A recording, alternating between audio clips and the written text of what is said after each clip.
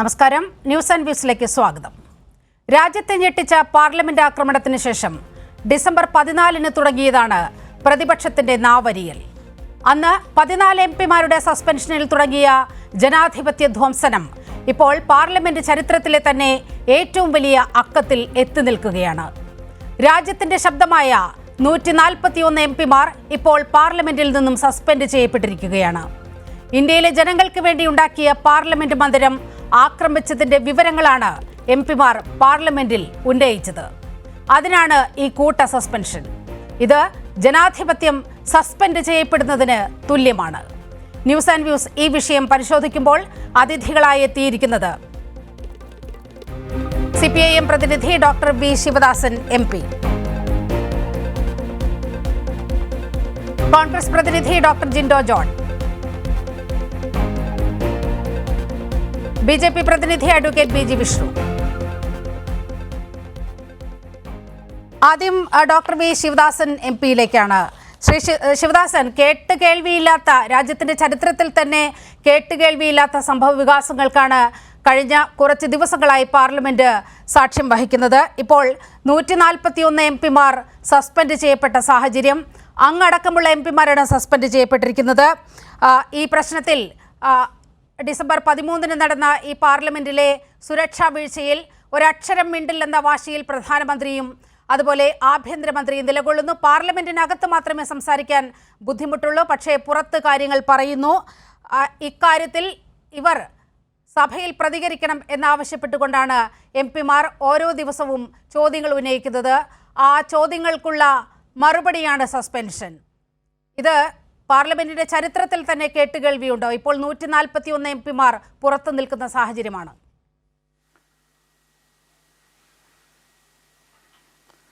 ജനാധിപത്യത്തിൻ്റെ മരണമണിയാണിതെന്ന് പലരും നേരത്തെ തന്നെ സൂചിപ്പിച്ചു കഴിഞ്ഞു. ഇന്ത്യ ചരിത്രത്തിൽ ഇത്രമേൽ ഭീകരമായിട്ടുള്ള ഭരണകക്ഷിയുടെ താണ്ഡവം നമ്മൾ കണ്ടിട്ടില്ല. ഇത്രയേറെ എംപിമാരെ കൂട്ടത്തോടെ പുറത്താക്കിക്കൊണ്ട് എങ്ങനെയാണ് ഒരു പാർലമെൻറ്റ് നടപടികൾ മുന്നോട്ട് പോവുക?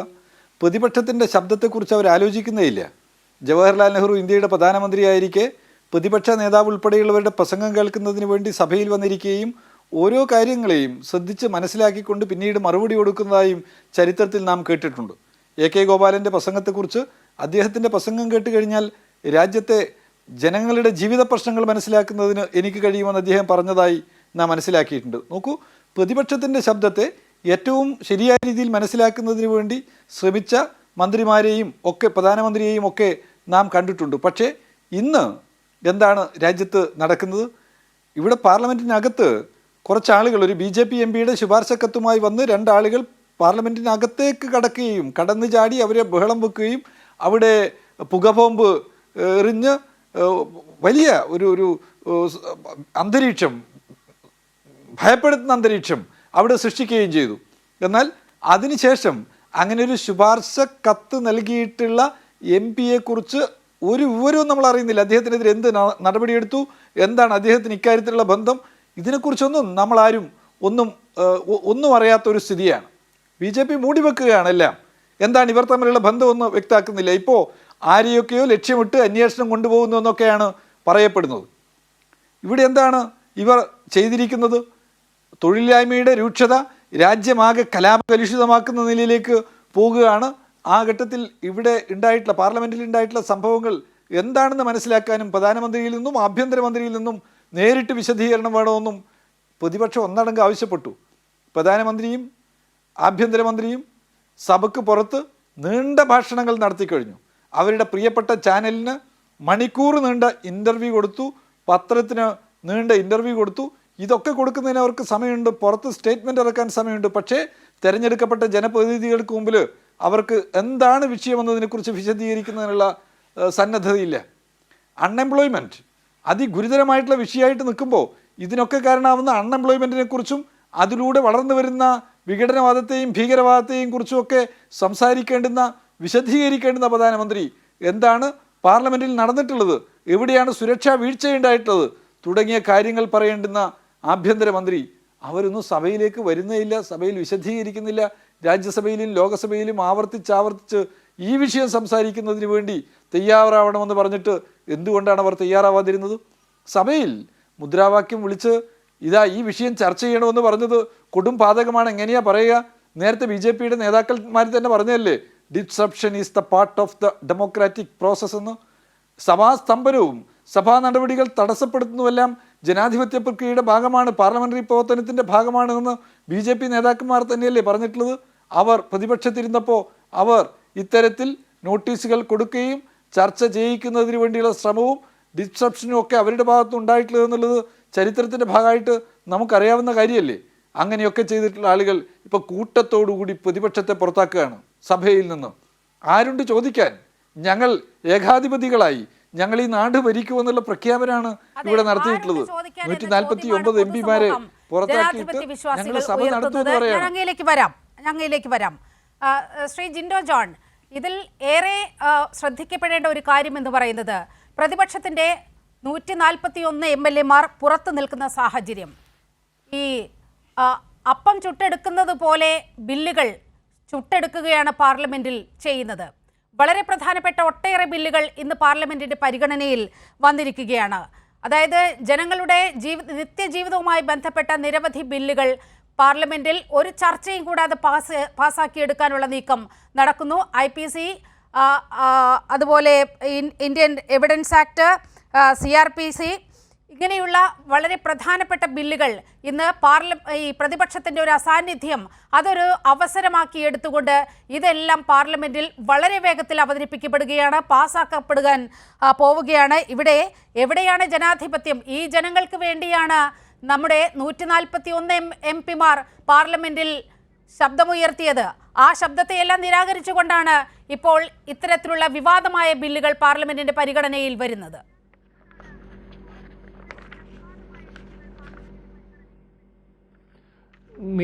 ഇതിൽ പാർലമെന്റിൽ നിന്ന് MP-മാരെ ഒഴിവാക്കുന്നത് ബില്ലുകൾ പാസ്സാക്കാൻ വേണ്ടിയിട്ടാണെന്ന് ഞാൻ വിചാരിക്കുന്നില്ല. കാരണം ഭൂരിപക്ഷമുള്ള സർക്കാർ എന്നുള്ള നിലയിൽ അവർ ഇക്കാലം അത്രയും ചെയ്തിട്ടുള്ളത് കാര്യമായ ചർച്ചകളില്ലാതെ തന്നെയാണ് ബില്ലുകൾ പാസ്സാക്കുന്നത്. ഇനി അഥവാ പ്രതിപക്ഷത്തിൻ്റെ ഭാഗത്തുനിന്ന് എതിർപ്പുകൾ ഉണ്ടായാൽ പോലും അവരവരുടെ ഭൂരിപക്ഷം വെച്ച് അത് പാസ്സാക്കുന്നു. നമ്മൾ കണ്ടിട്ടുള്ള ഏറ്റവും രസകരമായിട്ടുള്ള കാര്യം എന്താണെന്ന് വെച്ചാൽ, ആശങ്കപ്പെടുത്തുന്ന കാര്യം എന്താണെന്ന് വെച്ചാൽ, ചർച്ചകളൊന്നും തന്നെ ഇല്ലാതെ പ്രധാനപ്പെട്ട ബില്ലുകൾ അങ്ങ് പാസ്സാക്കുകയാണ്. എന്താണ് ഈ ബില്ലിൽ ഉൾച്ചേർത്തിട്ടുള്ളതെന്ന് പോലും MP-മാർക്ക് പോലും കൃത്യമായിട്ടൊരു അവയർനെസ് കിട്ടാത്ത രീതിയിൽ, അല്ലെങ്കിൽ അവരുടെ അഭിപ്രായങ്ങൾ അല്ലെങ്കിൽ വിയോജനക്കുറിപ്പുകൾ പറയാൻ പറ്റാത്ത സാഹചര്യം സൃഷ്ടിച്ചുകൊണ്ടാണ് പാർലമെന്റിൽ ഈ കഴിഞ്ഞ 9-10 വർഷക്കാലമായിട്ട് മോദി സർക്കാർ കടന്നുപോയിട്ടുള്ളത്. ഇന്നിപ്പോൾ ഇന്ത്യയുടെ ചരിത്രത്തിൽ തന്നെ ഒരു കറുത്ത ഏടായിട്ട് നമ്മൾ വിശേഷിപ്പിക്കാനുള്ള ഒരു കാരണം, ഇത്രയധികം MP-മാരെ ഒരു പാർലമെൻറ്റ് സെഷനിൽ പുറത്താക്കുന്നു, സസ്പെൻഡ് ചെയ്യുന്നു ഈ രാജ്യത്തിൻ്റെ തന്നെ ചരിത്രത്തിൽ ആദ്യമായിട്ടാണ്. ഇവിടെ 142 MP-മാർ ഒരു പാർലമെൻറ്റ് സെഷനിൽ സസ്പെൻഡ് ചെയ്യപ്പെടുക എന്ന് പറഞ്ഞാൽ അതിന് ഏത് രീതിയിലാണ് ജനാധിപത്യം എന്ന് പറയാം? നമ്മളിപ്പോൾ മോദി സർക്കാരിന് അധികാരമുണ്ട്, അവർക്ക് ഭൂരിപക്ഷം ഉണ്ടെന്നൊക്കെ പറയുമ്പോൾ ഇതേ ഭൂരിപക്ഷവും ഇതേ അധികാരവും ജനങ്ങൾ തെരഞ്ഞെടുത്ത അവകാശമൊക്കെ ആയിട്ടാണ് ഹിറ്റ്ലർ ജർമ്മനി ഭരിച്ചത്, മുസോളിനി ഭരിച്ചത്. അവരൊക്കെ ഒരു സുപ്രഭാതത്തിൽ ഇതെല്ലാം വിട്ടൊഴിയേണ്ടി വന്നു എന്നുള്ളത് നമ്മൾ കാണണം. ഈ മോദി സർക്കാരിനും അധികാരത്തിൽ നിന്ന് പുറത്തേക്ക് പോകാനുള്ള എല്ലാ വാതിലുകളും തുറന്നിടുന്ന രീതിയിലാണ് ഇന്ന് ഈ കാണുന്നതൊക്കെ. അദ്ദേഹം പ്രധാനമന്ത്രിയായിട്ട് സത്യപ്രതിജ്ഞ ചെയ്ത സമയത്ത് ഇന്ത്യൻ പാർലമെൻറ്റിൻ്റെ പടിക്കെട്ടിൽ കമന്ന് കിടന്ന് ചുംബിച്ചിട്ടാണ് കയറി വന്നത്. നമ്മളൊക്കെ വിചാരിച്ചു ഈ പാർലമെൻറ്റിനോട്, ഇവിടുത്തെ സംവിധാനങ്ങളോട്, ജനാധിപത്യത്തോടുള്ള ആദരവ് കൊണ്ടാണെന്ന്. ഞാൻ മനസ്സിലാക്കുന്നത് ഈ പാർലമെൻറ്റിൻ്റെ അടിത്തറ ഇളക്കാൻ വേണ്ടിയിട്ടാണ് അദ്ദേഹം കമന്ന് കിടന്ന് നോക്കിയതെന്നാണ്. അത്രത്തോളം ജനാധിപത്യ വിരുദ്ധമായിട്ടുള്ള ഏകാധിപത്യത്തിലേക്ക് ഈ രാജ്യത്തെ അതിവേഗം നയിച്ചുകൊണ്ടിരിക്കുന്ന ഒരു സർക്കാരാണ് കേന്ദ്രം ഭരിക്കുന്നത്. ഇവിടെ MP-മാരെ സസ്പെൻഡ് ചെയ്തത് എന്തിൻ്റെ പേരിലാണെന്ന് ശിവദാസൻ MP ഇവിടെ സൂചിപ്പിച്ചു. എന്തിൻ്റെ പേരിലാണ്? ഈ രാജ്യത്തിൻ്റെ ഏറ്റവും സുരക്ഷിതമായിട്ടിരിക്കുന്ന സ്ഥലമെന്ന് നമ്മളെയൊക്കെ വിശ്വസിപ്പിക്കുന്ന ഇന്ത്യൻ പാർലമെൻറ്റിൽ ഒരു ആക്രമണം നടക്കുന്നു. അവർ ഇന്ത്യക്കാരായിട്ടുള്ള പൗരന്മാരായതുകൊണ്ടും അവർ തീവ്രവാദികളല്ലാത്തത് കൊണ്ടും ഭീകരവാദികളല്ലാത്തത് കൊണ്ടും അവർ മറ്റൊരു തരത്തിലുള്ള അപകടത്തിലേക്ക് സാഹചര്യങ്ങളെ വലിച്ചഴയ്ക്കാത്തത് കൊണ്ട് MP-മാരുടെ ജീവൻ രക്ഷപ്പെട്ടു. മറിച്ചായിരുന്നെങ്കിൽ അവർ ആയുധങ്ങളുമായിട്ടാണ് കടന്നിരുന്നെങ്കിൽ എത്ര ആളുകൾ അവിടെ മരണപ്പെടുമായിരുന്നു, എത്ര MP-മാർ മരണപ്പെടുമായിരുന്നു. സാധാരണക്കാർക്കും പൊതുജനങ്ങൾക്കും പാവപ്പെട്ടവർക്കും ഈ മോദി സർക്കാരിന് കീഴിൽ ഈ രാജ്യത്ത് സമാധാനത്തോടെ ജീവിക്കാനുള്ള സാഹചര്യമില്ല. ഇന്ത്യൻ പാർലമെൻറ്റിൽ MP-മാർക്ക് പോലും സമാധാനത്തോടെ അവിടുത്തെ ക്രയവിക്രയങ്ങളിൽ ഇടപെടാൻ പറ്റാത്ത സാഹചര്യം സൃഷ്ടിക്കപ്പെടുന്നു. ഈ BJP ഗവൺമെൻറ് എന്നൊക്കെ ഈ രാജ്യം ഭരിച്ചിട്ടുണ്ടോ അന്നൊക്കെ ഇന്ത്യൻ പാർലമെൻറ്റ് ആക്രമിക്കപ്പെടുന്നുണ്ട്. 2001 ഇന്ത്യൻ പാർലമെൻറ്റ് ആക്രമിക്കപ്പെട്ടതിൻ്റെ വാർഷിക ദിനത്തിൽ തന്നെ ഇന്ത്യക്കാരായിട്ടുള്ള പൗരന്മാർ ഇന്ത്യൻ പാർലമെൻറ്റിനകത്ത് കടന്നു കയറുക എന്ന് പറഞ്ഞാൽ സെക്യൂരിറ്റി സിസ്റ്റം അത്രത്തോളം പരാജയമാണ്. കേന്ദ്ര ആഭ്യന്തര മന്ത്രാലയം പരാജയമാണ്. ഇവിടുത്തെ ഇന്റലിജൻസ് സംവിധാനം പരാജയമാണ്. ഇതിന് മറുപടി പറയണമെന്ന് ആവശ്യപ്പെടുമ്പോൾ അതിന് മറുപടി പറയാതെ ഒഴിഞ്ഞു മാറുന്ന സർക്കാരിനെതിരെ പ്രതിഷേധിക്കുന്നവർക്കെതിരെ, പ്ലക്കാർഡ് ഉയർത്തുന്നവർക്കെതിരെ, മുദ്രാവാക്യം വിളിക്കുന്നവർക്കെതിരെ സസ്പെൻഷൻ്റെ തിട്ടൂരം മുഴക്കിക്കൊണ്ട് ഈ സർക്കാർ എത്ര കാലത്തോളം മുന്നോട്ട് പോകും? ഈ രാജ്യത്ത് ഖാലിസ്ഥാൻ ഭീകരവാദികളുടെ അറ്റാക്ക് ഉണ്ടാകുമെന്ന് അവർ ഭീഷണിപ്പെടുത്തുന്ന ഒരു ദിവസം, ഇന്ത്യൻ പാർലമെൻറ്റ് ആക്രമിക്കപ്പെട്ടതിൻ്റെ വാർഷിക ദിനം നമ്മൾ അതിനെക്കുറിച്ച് ആലോചിക്കുന്ന ദിവസം, വാർഷിക ദിനമായിട്ടുള്ള ദിവസം ഈ രാജ്യത്തെ പാർലമെൻറ്റിനകത്ത് ഒരു BJP MP കൊടുക്കുന്ന പാസിനകത്ത് കടന്നു വരുന്ന ആളുകൾ, അതൊരു കോൺഗ്രസിൻ്റെ MPയോ അല്ലെങ്കിൽ CPM-ൻ്റെ MPയോ അല്ലെങ്കിൽ തൃണമൂൽ കോൺഗ്രസിൻ്റെ മറ്റേതെങ്കിലും പാർട്ടിയുടെ ഒരു MP ആയിരുന്നെങ്കിൽ എന്താകുമായിരുന്നു സ്ഥിതി? അത് ഇനി ഒരു ന്യൂനപക്ഷ വിഭാഗത്തിൽ നിന്നുള്ള ഒരു MP ആയിരുന്നെങ്കിൽ ഈ BJP-യുടെ RSS-ൻ്റെ നേതാക്കന്മാർ എത്രത്തോളം പുലഭ്യം പറഞ്ഞാൽ ഈ രാജ്യം മുഴുവൻ മൈക്ക് കെട്ടിവെച്ച്, അല്ലേ? ഇതൊരു BJP-യുടെ MP ആയതുകൊണ്ട്, അവരുടെ RSS-കാരനായതുകൊണ്ട് അവരുടെ ഭാഗത്ത് നിന്ന് വന്നിട്ടുള്ള ഈ സുരക്ഷാ വീഴ്ച, ഈ MP-യുടെ ഒത്താശയോടുകൂടി പാർലമെൻറ്റിനകത്ത് ഇത്തരത്തിലൊരു ക്രിയ നടത്താൻ വേണ്ടിയിട്ട് സൗകര്യം സൃഷ്ടിക്കപ്പെട്ടപ്പോൾ ഈ സർക്കാർ ഒഴിഞ്ഞു മാറുന്നു. ഇതിനെതിരെ പ്രതിഷേധിക്കുന്നവരെ സസ്പെൻഡ് ചെയ്യുന്നു. എത്രത്തോളം സസ്പെൻഡ് ചെയ്താലും ഈ രാജ്യത്തെ ജനങ്ങളുടെ ഇടയിലേക്കാണ്, ഈ പാർലമെൻറ്റിൽ നിന്ന് സസ്പെൻഡ് ചെയ്യപ്പെടുന്ന MP-മാർ നടന്നിറങ്ങി ചെല്ലുന്നത് പൊതുജനങ്ങളുടെ ഇടയിലേക്കാണ്. അവർ വിലയിരുത്തട്ടെ, അവർ തീരുമാനിക്കട്ടെ സർക്കാരിൻ്റെ നടപടി ശരിയാണോ തെറ്റാണോ എന്ന്. യെസ്, BJP പ്രതിനിധി അഡ്വക്കേറ്റ് BG വിഷ്ണുവിലേക്കാണ് പോകുന്നത്. BG വിഷ്ണു, ഈ പാർലമെന്റിൽ നടക്കുന്ന കാര്യങ്ങൾ ഇത്രയേറെ ഈ കൂട്ട സസ്പെൻഷൻ, 141 MP-മാർ സസ്പെൻഷനിലാകുന്ന സാഹചര്യം ഉണ്ടായിരിക്കുകയാണ്. ഒരുപക്ഷേ എന്നല്ല, പാർലമെന്റിന്റെ ചരിത്രത്തിൽ, ഇന്ത്യയുടെ ചരിത്രത്തിൽ തന്നെ അത്യസാധാരണമായ നടപടിക്രമങ്ങളാണ് ഇവിടെ പാർലമെന്റിൽ അരങ്ങേറുന്നത്. 141 പ്രതിപക്ഷ MP-മാർ പുറത്തു നിൽക്കുന്ന സാഹചര്യം ഉണ്ടായിരിക്കുകയാണ്. വളരെ വലിയ ഫാസിസത്തിലേക്ക് ഈ രാജ്യം നീങ്ങുന്നു എന്നാണ് പ്രതിപക്ഷം നിങ്ങളെക്കുറിച്ച് വിമർശനം ഉന്നയിക്കുന്നത്. അത് സാധൂകരിക്കുന്ന രീതിയിലുള്ള നടപടിക്രമങ്ങളാണ് പാർലമെന്റിൽ നിന്നും ഉണ്ടായിക്കൊണ്ടിരിക്കുന്നത്. ഈ MP-മാർക്ക് ചോദിക്കാൻ പാർലമെന്റിൽ അവകാശമില്ലേ? ലോകത്തിലെ ഏറ്റവും വലിയ ജനാധിപത്യ രാജ്യത്തിൻ്റെ ശ്രീകോവിലാണ് നമ്മുടെ പാർലമെൻറ്റ്. ഈ പാർലമെൻറ്റിനെ സംബന്ധിച്ചിടത്തോളം ഈ രാജ്യത്തെ ജനങ്ങളുടെ ഹൃദയവും കൂടിയാണ്. പക്ഷേ ഇവിടെ എല്ലാവർക്കും ജനാധിപത്യപരമായ രീതിയിൽ തങ്ങളുടെ അവകാശങ്ങൾക്കനുസരിച്ച് സംസാരിക്കാനുള്ള അവസരമുണ്ട്. ഇതാരും നിഷേധിച്ചിട്ടില്ല. പക്ഷേ സഭയിൽ സംസാരിക്കുമ്പോൾ എങ്ങനെ സംസാരിക്കണം, ഏത് രീതിയിൽ സഭയിൽ പ്രകടിപ്പിക്കണം, ഏത് രീതിയിൽ സഭയ്ക്കുള്ളിൽ പ്രവർത്തിക്കണം എന്നതിനെപ്പറ്റി കൃത്യമായ മാർഗനിർദ്ദേശങ്ങൾ സഭയുടെ നിയമങ്ങളുണ്ട്. സഭയുടെ നിയമങ്ങളെല്ലാം കയ്യിൽ പിടിക്കുന്നതാണോ ഇത്ര വലിയ അച്ചടക്ക രാഹിത്യം? ഞാൻ പറഞ്ഞു പൂർത്തിയാക്കട്ടെ. സഭാ ചട്ടങ്ങൾ അനുസരിച്ച് സഭയിൽ മുഴുവൻ MP-മാരും, അതിൽ ഭരണമെന്നോ ഭരണകക്ഷിയെന്നോ പ്രതിപക്ഷമെന്നോ അല്ലെങ്കിൽ മറ്റേതെങ്കിലും തരത്തിലുള്ള കക്ഷിയെന്നോ യാതൊരുവിധ വ്യത്യാസവുമില്ലാതെ മുഴുവൻ ആൾക്കാരും ആ ചട്ടങ്ങൾക്കനുസരിച്ച് സഭയുടെ മര്യാദകൾക്കനുസരിച്ച് വേണം പ്രവർത്തിക്കാൻ. ഈ തരത്തിലുള്ള ചട്ടലംഘനം ഉണ്ടായാൽ സഭയുടെ അധ്യക്ഷന്മാർ നടപടിയെടുക്കും എന്നുള്ള കാര്യത്തിൽ സംശയമൊന്നുമില്ല. അത് ഈ രാജ്യത്ത് നരേന്ദ്രമോദി പ്രധാനമന്ത്രി ആയതിനു ശേഷമല്ലല്ലോ ചട്ടങ്ങൾക്കനുസരിച്ച് നടപടിയെടുത്തിട്ടുള്ളത്. ഈ രാജ്യത്തെ എല്ലാ സർക്കാരുകളുടെ കാലഘട്ടത്തിലും കക്ഷികൾക്കെതിരെ, MP-മാർക്കെതിരെ നടപടിയെടുത്തിട്ടുണ്ട്. അത് പുതിയ കാര്യമൊന്നുമില്ല.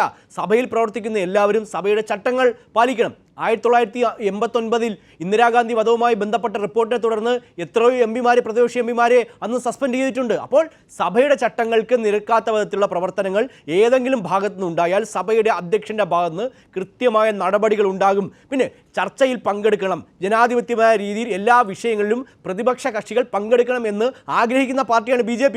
പക്ഷേ സഭയിലെത്തിയ മുതൽ ബഹളം വെച്ചുകൊണ്ട് ചർച്ചയിൽ ഞങ്ങൾ പങ്കെടുക്കില്ല എന്ന മുൻകൂർ ധാരണയനുസരിച്ച് കാര്യങ്ങൾ നാടകീയമായി നടപ്പിലാക്കി നടുക്കളത്തിലേക്ക് ചാടി ഇറങ്ങി സഭ നടത്താൻ അനുവദിക്കില്ല എന്നാണ് സഭാധ്യക്ഷൻ തീരുമാനങ്ങളും നടപടികളും സ്വീകരിക്കും. വിഷ്ണു, മറ്റ് വിഷയങ്ങൾ അവിടെ ബാക്കി നിൽക്കാം.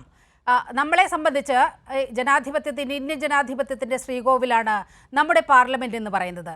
ഈ പാർലമെന്റിലേക്ക് 2 പേർ അതിക്രമിച്ച് കയറി വലിയ സുരക്ഷാ ഭീഷണി, അവിടെ സുരക്ഷാ വീഴ്ച സൃഷ്ടിക്കപ്പെടുന്ന സാഹചര്യമുണ്ടായി. ഇക്കാര്യത്തിൽ ഈ രാജ്യത്തെ പ്രധാനമന്ത്രിയും ആഭ്യന്തരമന്ത്രിയും മറുപടി പറയണമെന്നാണ് പ്രതിപക്ഷം ആവശ്യപ്പെടുന്നത്. അത് അവർ ചർച്ചയിൽ നിന്നൊന്നും വഴുതി മാറുന്നില്ല. വളരെ കൃത്യമായി പ്രധാനമന്ത്രിയും ആഭ്യന്തരമന്ത്രിയും ഇതെന്താണ് സംഭവിച്ചത് എന്നറിയാൻ ഈ രാജ്യത്തെ ജനങ്ങൾക്ക് അവകാശമുണ്ട് എന്ന് പറയുമ്പോൾ അത് കേവലം അച്ചടക്കത്തിന്റെ വാളോങ്ങി ഈ ശബ്ദത്തെ എല്ലാം നിശബ്ദമാക്കാൻ കഴിയുമോ? അച്ചടക്കത്തിൻ്റെ വാൾ ഓങ്ങേണ്ട സാഹചര്യം എന്തുകൊണ്ടാണ് സഭയ്ക്കുള്ളിൽ ഉണ്ടായതെന്ന് എന്തേ ചർച്ച ചെയ്യപ്പെടാത്തത്? എങ്ങനെയാണ് സഭയെ പ്രതിനിധീകരിക്കേണ്ടത്? പ്ലേ കാർഡുകൾ ഉയർത്താൻ പാടില്ല, സഭയിലെ നടപടികളിലേക്ക് നടുക്കളത്തിലേക്ക് ഇറങ്ങാൻ പാടില്ല എന്ന് സഭാ റൂൾസ് അനുസരിച്ച് ലോക്സഭയിൽ 374 രാജ്യസഭയിൽ 255 അടക്കമുള്ള സഭാ റൂളുകളുണ്ട്. പക്ഷേ ഞങ്ങൾ സഭയിലെ റൂളുകളൊന്നും ഞങ്ങൾ പാലിക്കില്ല എന്ന് പറയാൻ എന്ത് ചെയ്യും? സഭയിൽ ഇത്തരം പ്രതിഷേധങ്ങൾക്ക് അവകാശമുണ്ട് എന്ന് അരുൺ ജെയ്റ്റ്ലി തന്നെ പറഞ്ഞു വെച്ചിട്ടുണ്ട്. അതുകൂടി അത് വിസ്മരിച്ചു പോകരുത്. ജനാധിപത്യ രാജ്യമല്ലേ? ഇവിടെ ആരെയും കയ്യേറ്റം ചെയ്യാൻ ശ്രമിച്ചിട്ടില്ലല്ലോ. നടുത്തളത്തിൽ ഇറങ്ങുക എന്ന് പറഞ്ഞാൽ അങ്ങേയറ്റം ഗുരുതരമായ ഒരു പ്രശ്നം ഈ രാജ്യത്ത് നിലനിൽക്കുകയാണ്. ഈ രാജ്യത്തിന്റെ സുരക്ഷ ചോദ്യം ചെയ്യുന്ന രീതിയിൽ 4 ക്രിമിനലുകൾ പാർലമെന്റിനകത്തും പുറത്തുമായി വന്നു നിൽക്കുന്ന സാഹചര്യം. ഇക്കാര്യത്തിൽ ഈ രാജ്യത്തിന്റെ ആഭ്യന്തരമന്ത്രി അല്ലെങ്കിൽ പ്രധാനമന്ത്രി ഈ രാജ്യത്തോട് പറയണ്ടേ എന്താണ് സംഭവിച്ചതെന്ന്? അല്ല, ഉമ്മൻചാണ്ടി മുഖ്യമന്ത്രിയായിരുന്ന കാലഘട്ടത്തിൽ കേരള നിയമസഭയിൽ കേരളത്തിലെ CPM MLA-മാരും കോൺഗ്രസ് MLA-മാരും നടത്തിയ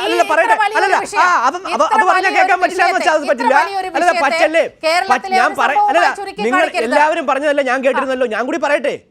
ഉമ്മൻചാണ്ടി മുഖ്യമന്ത്രിയായിരുന്ന കാലഘട്ടത്തിൽ KM മാണിക്കെതിരെ സമരമുണ്ടായതിന്റെ പേരിൽ സഭയിൽ ആശ്വാസകരമല്ലാത്ത നടപടികളുണ്ടായി. ഡെസ്ക് തല്ലിത്തകർത്തു, സ്പീക്കറുടെ കസേര തല്ലിത്തകർത്തു. ഇന്നും CPM-ന്റെ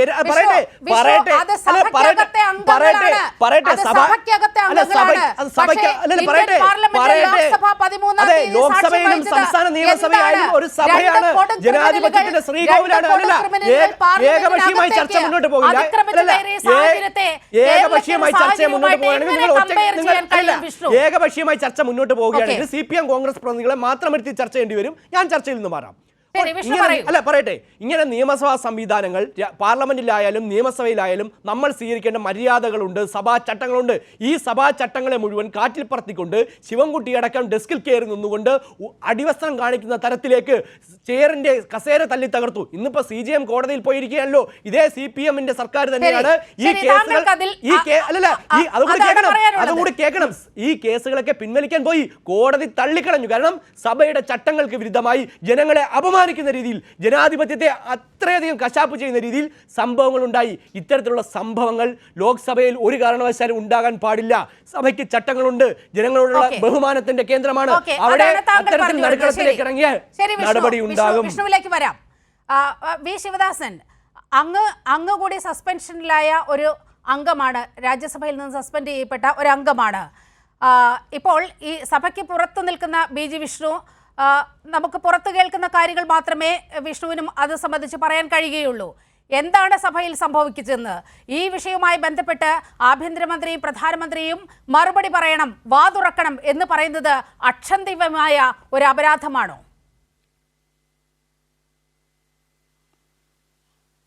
ഒന്ന്, BJP-യുടെ നേതൃത്വത്തിന് ബില്ലുകൾ ചർച്ച ചെയ്യണമെന്നില്ല. അതെല്ലാം അവരുടെ സഭയിലെ ഭൂരിപക്ഷം വെച്ച് പാസ്സാക്കാം എന്നൊരു ധാർച്ചയുണ്ട്. BJP-യുടെ MP-മാർ തന്നെ അവർക്കിടയിൽ തന്നെ ഈ മോദിയുടെ ഏകാധിപത്യത്തിനെതിരായിട്ടുള്ള വലിയ നിലയിലുള്ള പ്രതിഷേധം നിലനിൽക്കുന്നുണ്ട്. അവർക്കാർക്കും വിയോജിപ്പുകൾ ആവുന്നില്ല എന്നുള്ള പ്രയാസമാണ് അവരെ നയിക്കുന്നത്.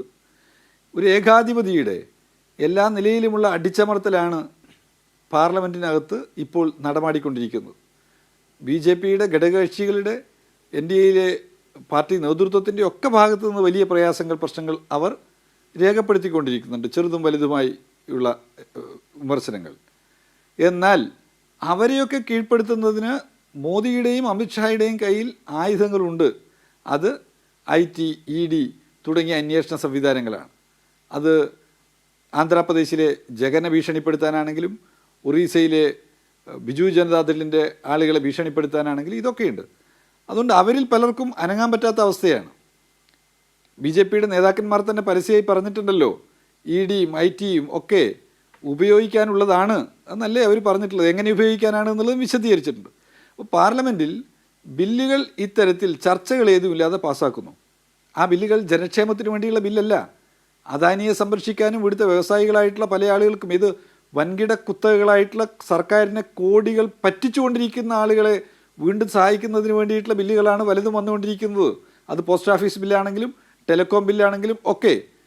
ആ സഭയിൽ തന്നെ ഇരിക്കുന്ന കൊറിയർ കമ്പനിയുടെ മുതലാളിയൊക്കെ BJPയുടെ നേതൃത്വത്തിൻ്റെ ഭാഗമായിട്ട് നമുക്കറിയാവുന്നവരാണ്.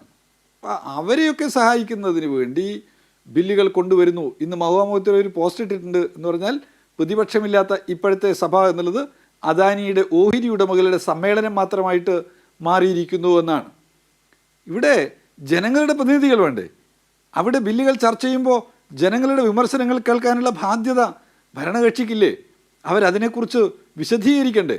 പ്രതിപക്ഷം ഉന്നയിക്കുന്ന ന്യായമായിട്ടുള്ള ആവശ്യങ്ങളോട് ചെറിയ നിലയിലെങ്കിലും പ്രതികരിക്കാനുള്ള ബാധ്യതയും ഉത്തരവാദിത്വവും അവർ നിർവഹിക്കണ്ടേ? ഇവിടെ ചാണകത്തിൻ്റെ കാര്യവും അതുപോലെ ഗോമൂത്രത്തിൻ്റെ മേന്മയും നിറഞ്ഞ് നടക്കുക എന്നുള്ളതല്ലല്ലോ ഇന്ത്യൻ ജനാധിപത്യത്തിൻ്റെ ശ്രീകോവിലിനകത്ത് നടത്തേണ്ടുന്ന കാര്യം. ഇവിടെ BJP എന്താ ചെയ്യുന്നത്? ഇവർ ജനങ്ങൾക്ക് വേണ്ടിയുള്ള ബില്ല് അവതരിപ്പിക്കുന്നുണ്ടോ? നിയമനിർമ്മാണം നടത്തുന്നുണ്ടോ? കർഷകരെ ആകെ മുച്ചൂടം മുടിക്കുന്നതിന് വേണ്ടിയുള്ള നിയമം കൊണ്ടുവന്നു, ഫാം ആക്ട് കൊണ്ടുവന്നു. ഒടുവിൽ സമരത്തെ തുടർന്ന്, അതി ഉജ്ജ്വലമായിട്ടുള്ള ബഹുജന സമരത്തെ തുടർന്ന് 880ഓളം ആളുകൾ രക്തസാക്ഷിത്വം വരിച്ചതിൻ്റെ തുടർച്ചയിൽ അവർക്ക് പിൻവലിക്കേണ്ടി വന്നു. ആദ്യം അതിനു മുമ്പായിട്ട് അവിടെ സഭയിലെ ആളുകൾ ഈ വിഷയം ഉന്നയിച്ചിരുന്നല്ലോ. നമ്മുടെ എളമരം കരീമും KK രാഗേഷ് ഉൾപ്പെടെയുള്ള ആളുകൾ അന്ന് സഭയിൽ നിന്ന് സസ്പെൻഡ് ചെയ്യപ്പെട്ടിരുന്നു. അന്ന് ഇവർ പിൻവലിച്ചില്ല. എപ്പോഴാണ് പിൻവലിക്കുന്നത്? ഇവർക്ക് ഉത്തരേന്ത്യയിൽ തിരഞ്ഞെടുപ്പിൽ നിലം തൊടാൻ പറ്റാത്ത നിലയിൽ പരാജയമുണ്ടാകുമെന്ന് തോന്നിയപ്പോഴാണ് ഇവർ പിൻവലിക്കുന്നത്. ഇവിടെ ഇലക്ട്രിസിറ്റി ബില്ല് കൊണ്ടുവരാൻ നോക്കുന്നു. അതുപോലെ പല ബില്ലുകൾ, പോസ്റ്റ് ഓഫീസ് ബില്ലിൻ്റെ കാര്യം ഞാൻ പറഞ്ഞു കഴിഞ്ഞു. ഇതൊക്കെ ജനങ്ങൾക്ക് വേണ്ടിയുള്ളതല്ല, ജനങ്ങളെ കൊള്ളയടിക്കാനുള്ള ബില്ലാണ്. അതിന് കൈകൊണ്ടിച്ചു കൊടുക്കലല്ല, കൈപൊക്കി കൊടുക്കലല്ല പ്രതിപക്ഷത്തിൻ്റെ പണി എന്നുള്ളത്. അവിടെ പ്രതിപക്ഷത്തെ മാനിക്കാൻ തയ്യാറാകുക. പ്രതിപക്ഷത്തിന് സംസാരിക്കാൻ സമയം കൊടുക്കുന്നില്ല. പ്രതിപക്ഷത്ത് നിന്ന് ആരെങ്കിലും സംസാരിക്കുമ്പോൾ ഉടൻ മന്ത്രിമാർ ഇടപെടുന്നു. നിങ്ങളെല്ലാം കണ്ടിട്ടുണ്ടാവുമല്ലോ മന്ത്രിമാരുടെ ഇടപെടുന്നു, എന്നിട്ടോ തടസ്സപ്പെടുത്തുന്നു. അതിന് ആരനുവാദം കൊടുക്കുന്നു എന്നുള്ളതും നാം കണ്ടിട്ടുള്ളതാണ്. അവിടെ ആളുകളൊക്കെ പ്രതിപക്ഷ നിരയിലുള്ളവരും ഭരണപക്ഷ നിരയിലുള്ളവരും എല്ലാം പറയുന്ന ഒരു കാര്യം എന്താ? എല്ലാ സമയവും സഭാധ്യക്ഷന്മാർ യാതൊരു വിധത്തിലും ഏതെങ്കിലും ഒരു പക്ഷത്തിന് വേണ്ടി നിലകൊള്ളരുത് എന്നാണ്. അപ്പോൾ അങ്ങനെ സഭയിൽ സഭാധ്യക്ഷന്മാർ പക്ഷപാതപരമായി പെരുമാറരുത് എന്ന് രണ്ട് സഭയിലും സഭാംഗങ്ങൾ പറയുന്നു. അതിനൊപ്പം ഞങ്ങൾക്ക് ചർച്ച ചെയ്യാനുണ്ടെന്ന് പറയുന്നു. മൂന്നാമതായി പ്രധാനമന്ത്രിയും ആഭ്യന്തരമന്ത്രിയും സഭയിൽ വിശദീകരിക്കണമെന്ന് ആവശ്യപ്പെടുകയും ചെയ്യുന്നു. ഇതിനോടെല്ലാം നിഷേധാത്മകമായ സമീപനം തുടർച്ചയായി എടുക്കുമ്പോൾ, പറയാൻ അവസരം കിട്ടാതിരിക്കുമ്പോൾ പ്ലക്കാർഡുമായി വരികയല്ലാതെ പിന്നെന്ത് ചെയ്യും?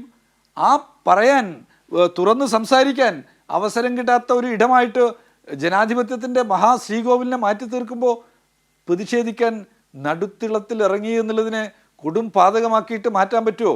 പുറത്തുനിന്ന് വന്ന ആളുകൾ സഭയിലേക്ക് ചാടിയിട്ട് അവിടെ പുകപവും പറഞ്ഞതിനെക്കുറിച്ച് ഒരു പ്രശ്നമില്ല, ഒരു ചർച്ചയില്ല. അതിന് ശുപാർശ ചെയ്തു കൊടുത്ത MP സുരക്ഷിതനായി നിൽക്കുകയാണ്. ഒരു ചോദ്യം ചെയ്യൽ പോലും ഉണ്ടായിട്ടില്ല.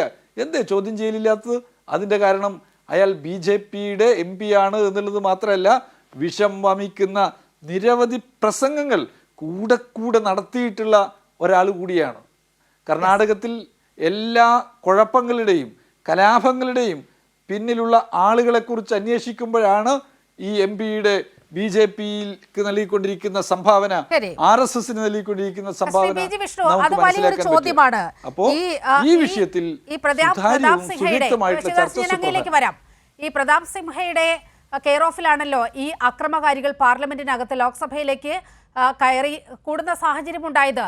ഈ MP ഇപ്പോൾ എവിടെയാണ്? വളരെ സുരക്ഷിതനായി അദ്ദേഹം പാർലമെന്റിൽ ഇരിക്കുകയാണ്. പക്ഷേ ഇത് ചോദ്യം ചെയ്ത, ഈ പാർലമെന്റ് മന്ദിരത്തിൽ നടന്ന ആക്രമണം ചോദ്യം ചെയ്യുന്ന MP-മാർ പുറത്തു നിൽക്കുന്ന സാഹചര്യവും ഉണ്ടാവുകയാണ്. ഇത് ഡെമോക്രസിക്ക് പകരം ഡെമോക്രസി എന്ന പദത്തിലേക്ക് നമ്മുടെ രാജ്യത്തെ ജനാധിപത്യ വ്യവസ്ഥ മാറുന്നു എന്ന് വിമർശകർ ഉന്നയിച്ചാൽ അതിനെ തള്ളിക്കളയാൻ കഴിയുമോ? അങ്ങേയറ്റം വളരെ ഗുരുതരമായ സംഭവമാണ് സഭയിൽ നടന്നുള്ള കാര്യത്തിൽ യാതൊരു തർക്കവുമില്ല. അതുകൊണ്ടാണ് സഭയിലെ അധ്യക്ഷൻ പറഞ്ഞത് സഭയുടെ ചുമതലകൾ മുഴുവൻ വഹിക്കുന്നത് സഭാധ്യക്ഷനാണ്. അതുമായി ബന്ധപ്പെട്ട കാര്യങ്ങൾക്കെല്ലാം വളരെ കൃത്യമായി സഭയിലെ അധ്യക്ഷൻ മറുപടി പറഞ്ഞു കഴിഞ്ഞു. പക്ഷേ ആ മറുപടിയൊന്നും പ്രതിപക്ഷത്തിന് താല്പര്യമില്ല. പ്രതിപക്ഷത്തെ സംബന്ധിച്ചിടത്തോളം സഭയിൽ ബില്ലുകൾ ചർച്ച ചെയ്യാൻ പാടില്ല. എല്ലാ ബില്ലുകളും ജനാധിപത്യപരമായി ചർച്ച ചെയ്ത് എല്ലാവരുടെയും അഭിപ്രായം തേടാൻ വേണ്ടി തന്നെയാണ് എല്ലാ വിഷയങ്ങളും ചർച്ചയിലേക്ക് വരുന്നത്. പക്ഷേ ഒരു ചർച്ചയിലും ശ്രദ്ധ കേന്ദ്രീകരിക്കാതെ സഭാ സമ്മേളനങ്ങൾ ആരംഭിക്കുന്ന സമയം മുതൽ എല്ലാ വിഷയങ്ങളിലും ബഹളം വയ്ക്കുക എന്നുള്ളത് INDA ബ്ലോക്കിൻ്റെ സ്ഥിരം സംഭവമായി നമ്മുടെ സഭ മാറിയിരിക്കുകയാണ്. ഏത് സമയത്താണ് സഭ സമ്മതിക്കാൻ വേണ്ടി പ്രതിപക്ഷം അനുവദിച്ചിട്ടുള്ളത്? ഒരു കാരണവശാലും ജനാധിപത്യപരമായ രീതിയിൽ ഞങ്ങൾ അംഗീകരിക്കില്ലെന്നും ഞങ്ങൾ പങ്കാളികളാവില്ലെന്നും ദൃഢപ്രതിജ്ഞ എടുത്തുകൊണ്ടാണ് INDA ബ്ലോക്കിൽപ്പെട്ട MPമാർ സഭയിലേക്ക് വരുന്നത്. ഈ എങ്ങനെയാണ് ജനാധിപത്യം മുന്നോട്ട് കൊണ്ടുവന്നത്? ആരാണ് ജനാധിപത്യത്തെ പറ്റി പഠിപ്പിക്കാൻ വരേണ്ടത്? ആദ്യം പ്രതിപക്ഷത്തിരിക്കുന്നവർ തങ്ങളുടെ നിശ്ചിതമായ സമയത്തിനുള്ളിൽ ചോദിക്കേണ്ട ചോദ്യങ്ങളും ചർച്ചകളിലും പങ്കെടുക്കുന്നതിന് പകരം ഒരു ബഹളം, ഒരു മലീനസമായ അന്തരീക്ഷം സഭയിൽ ഉണ്ടാക്കിയാൽ എങ്ങനെയാണ് സഭ മുന്നോട്ട് വയ്ക്കുന്നത്? ഭരണപക്ഷത്തുള്ള ആരെങ്കിലും പ്രതിപക്ഷം പറഞ്ഞതിനനുസരിച്ച് ബഹളമുണ്ടാക്കി? ഇല്ലല്ലോ. പ്രതിപക്ഷം അങ്ങ് ബഹളമുണ്ടാക്കിയാണ്. ചോദിക്കുന്നതും ചർച്ച ചെയ്യുന്നതുമാണോ ബഹളമുണ്ടാക്കുന്നത്? ബഹളമുണ്ടാക്കിയാൽ എങ്ങനെയാണ് ആരോഗ്യപരമായി ചർച്ച നടക്കുന്നത്? അപ്പോൾ ചർച്ച ചെയ്യപ്പെടാൻ ഞങ്ങൾക്ക് താല്പര്യമില്ല. ചർച്ചയ്ക്ക് പകരം വലിയൊരു അന്തരീക്ഷം സൃഷ്ടിച്ചുകൊണ്ട് ഇവിടെ എന്തോ ഗുരുതരമായ പ്രശ്നങ്ങൾ നടക്കുന്നു, ഇവിടെ ജനാധിപത്യം കശാപ്പ് ചെയ്യപ്പെടുന്നു എന്നിങ്ങനെ ആഗോളതലത്തിൽ പോലും വാർത്തകൾ പ്രചരിപ്പിക്കാൻ വേണ്ടി മാത്രമേ ഉള്ളൂ. പക്ഷേ ഇതെല്ലാം കാണുന്ന ഈ നാട്ടിലെ ജനങ്ങളുണ്ട്. അതുകൊണ്ട് തന്നെയാണ് കഴിഞ്ഞ ഡിസംബർ 3 തെരഞ്ഞെടുപ്പ് റിസൾട്ട് വന്നപ്പോൾ രാജ്യത്തെ വലിയ തെരഞ്ഞെടുപ്പ് വിജയം ഭാരതീയ ജനതാ പാർട്ടിക്കും പ്രധാനമന്ത്രി നരേന്ദ്രമോദിക്കും ഉണ്ടായത് എന്ന് INDA ബ്ലോക്കിൽപ്പെട്ടവരൊക്കെ ഒന്ന് വീണ്ടും ഇരുത്തി ചിന്തിക്കേണ്ട സമയമാണിത്. കാരണം ഈ രാജ്യത്തെ ജനങ്ങൾക്ക് പ്രധാനമന്ത്രി നരേന്ദ്രമോദിയെയും ഈ രാജ്യത്തെ ഭരണത്തെയും കൃത്യമായ വിശ്വാസമുണ്ട്. കാരണം ഒരു ജനാധിപത്യ വിരുദ്ധ പ്രവർത്തനവും ഞങ്ങളുടെ കാലയളവിൽ ഉണ്ടായിട്ടില്ല. പ്രതിപക്ഷത്തിൻ്റെ കാലയളവിൽ എന്തെല്ലാം ഉണ്ടായിരിക്കുന്നു? കേരളത്തിലടക്കം ഇപ്പോൾ നടക്കുന്നത് എന്താണ്? പ്രതിഷേധിക്കുന്ന കോൺഗ്രസ്സുകാരെ മുഴുവൻ ജിൻഡോ ജോൺ അടക്കം അതിന് മറുപടി പല ദിവസങ്ങളും പറഞ്ഞുകൊണ്ടിരിക്കുകയാണ്. ഇപ്പോൾ അദ്ദേഹം ഒന്നും മിണ്ടുന്നില്ല. കാരണം ചെടിച്ചട്ടി കൊണ്ടടിക്കുക, അവരെ മൃഗീയമായി ആക്രമിക്കുക, എന്നിട്ട് പറയുന്നു ഞങ്ങൾ രക്ഷാപ്രവർത്തനം നടത്തുന്നു. മുഖ്യമന്ത്രിയുടെ ഗൺമാൻ പോലും ഇറങ്ങിയിട്ട് അങ്ങേയറ്റം ചെറുപ്പക്കാരെ തെരുവ് റോഡിലിട്ട് പട്ടിയെപ്പോലെ തല്ലിച്ചതയ്ക്കുന്നു. അവരാണ് പറയുന്നത് ഇവിടെ ജനാധിപത്യം കശാപ്പ് ചെയ്യപ്പെടുന്നു എന്നുള്ള രീതിയിൽ. അപ്പോൾ അതുകൊണ്ട് അതിന് കൃത്യമായ മറുപടി ജനങ്ങൾ നൽകുകയാണ്. ഇപ്പോൾ പറഞ്ഞ ഒരു കാര്യത്തിൽ ഒരു എതിരഭിപ്രായം വളരെ കൃത്യമായി പറയാതെ വയ്യ. അങ്ങ് പറഞ്ഞു ഈ സ്പീക്കർക്കാണ്, ലോക്സഭാ സ്പീക്കർക്കാണ് അവിടെ നടക്കുന്ന സകല കാര്യങ്ങളുടെയും ചുമതല എന്ന് പറയുന്നു. പക്ഷേ സ്പീക്കറുടെയൊക്കെ അധികാരം എന്താണ് എന്നുള്ളത് വളരെ കൃത്യമായി നിർവചിക്കപ്പെട്ടിട്ടുണ്ട്. അവിടെ വാച്ച് ആൻഡ് വാർഡിൻ്റെ കാര്യത്തിൽ മാത്രമായിരിക്കും സമകാലീന സാഹചര്യത്തിൽ അദ്ദേഹത്തിന് ഒരു നിയന്ത്രണം ഉണ്ടാവുക. അവിടെ പക്ഷേ വളരെ കൃത്യമായി സുരക്ഷ ഉറപ്പാക്കൽ, ഇവിടെ ഇൻ്റലിജൻസ് ബ്യൂറോയുണ്ട്, റോയുണ്ട്, മറ്റനേകം ഏജൻസികളുണ്ട്. അവിടെ വളരെ കൃത്യമായി ഈ ഖാലിസ്ഥാൻ വിഘടനവാദി നേതാവ് ഡിസംബർ 13 തന്നെ അവിടെ ആക്രമണം നടത്തും, പാർലമെന്റ് ആക്രമിക്കുമെന്ന ഒരു ഭീഷണി മുഴക്കുകയാണ്. അത് ആ ദിവസം എന്ന് പറയുന്നത് പാർലമെന്റ് ആക്രമണത്തിന്റെ 22ാം വാർഷികം കൂടിയായിരുന്നു. അപ്പോൾ ഇത് ഒരു സ്പീക്കർക്ക് മാത്രമായി ഇത് തടയാൻ കഴിയുമായിരുന്ന സംഭവമാണോ? ഈ വാച്ച് ആൻഡ് വാർഡിന്റെ മാത്രം നിയന്ത്രണമുള്ള ഒരു സംവിധാനത്തിന് എങ്ങനെയാണ് പുറത്തു നിന്നുള്ള ഇൻഫിൽട്രേഷൻ തടയാൻ കഴിയുക? അതിൽ സ്പീക്കർക്ക് എന്താണ് അക്കാര്യത്തിൽ റോൾ ഉള്ളത്? ഇത് വളരെ കൃത്യമായി കേന്ദ്ര ആഭ്യന്തരമന്ത്രി മറുപടി പറയേണ്ട കാര്യമല്ലേ? സ്പീക്കറുടെ തലയിൽ കെട്ടിവെച്ച് ഇതിന് മറുപടി പറയാതെ ഒഴിഞ്ഞു മാറാൻ കഴിയുമോ? ആരാണ് ഏത് വിഷയത്തിൽ നിന്നാണ് ഒഴിഞ്ഞു മാറുന്നത്? അത് പാർലമെന്റിൽ ഉണ്ടായ സംഭവം ഒരു കാരണവശാലും പ്രധാനമന്ത്രി വിഷ്ണു ആരാണ് ഒഴിഞ്ഞു മാറുന്നത് എന്ന് ചോദിച്ചാൽ ഈ രാജ്യത്തെ പ്രധാനമന്ത്രിയും ആഭ്യന്തരമന്ത്രിയുമാണ്. അതിനാണ് നിങ്ങൾ മറുപടി പറയാതിരിക്കുന്നത്. എന്തുകൊണ്ട് പാർലമെന്റിൽ ഇത് സംബന്ധിച്ച ഒരു പ്രസ്താവന നടത്തുന്നില്ല? വളരെ പ്രധാനപ്പെട്ട സംഗതികൾ ഉണ്ടാകുമ്പോൾ, സഭാ സമ്മേളനം നടക്കുന്ന ഒരു കാലമാണെങ്കിൽ സഭയെ സംബന്ധിച്ച്, രാജ്യത്തെ സംബന്ധിച്ച് സുപ്രധാനമായ കാര്യങ്ങൾ നടക്കുമ്പോൾ അത് സഭയ്ക്കകത്താണ് പറയേണ്ടത് എന്നുള്ളതാണ് ജനാധിപത്യത്തിന്റെ പാർലമെന്ററി സമ്പ്രദായത്തിന്റെ കീഴ്വഴക്കം എന്നാണ് ഞാൻ മനസ്സിലാക്കിയിരിക്കുന്നത്. അത് വെച്ചാണെങ്കിൽ പ്രധാനമന്ത്രി ഒരു ജാഗരൺ എന്ന് പറയുന്ന പത്രത്തിന് അഭിമുഖം നൽകുന്നു. കേന്ദ്ര ആഭ്യന്തരമന്ത്രിയാണെങ്കിൽ ടെലിവിഷൻ ചാനലിൽ അഭിമുഖം നൽകിക്കൊണ്ട് ഈ വിഷയത്തിൽ പരാമർശിക്കാൻ വരുന്നു. പക്ഷേ എന്തുകൊണ്ട് ഇത് പാർലമെന്റിലായിക്കൂടാ എന്നിവിടുത്തെ MPമാർ പ്രതിപക്ഷം ചോദിക്കുന്നതിൽ എന്താണ് തെറ്റ്?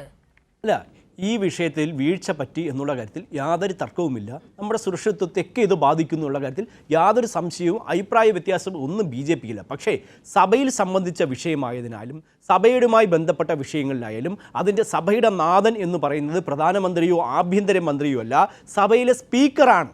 അദ്ദേഹം കൃത്യമായ മറുപടി സഭയിൽ നൽകിയിട്ടുണ്ട്. പക്ഷേ പ്രതിപക്ഷത്തെ സംബന്ധിച്ചിടത്തോളം സഭയിലെ അധ്യക്ഷൻ മറുപടി നൽകിയാൽ അവർക്ക് മതിയാവില്ല.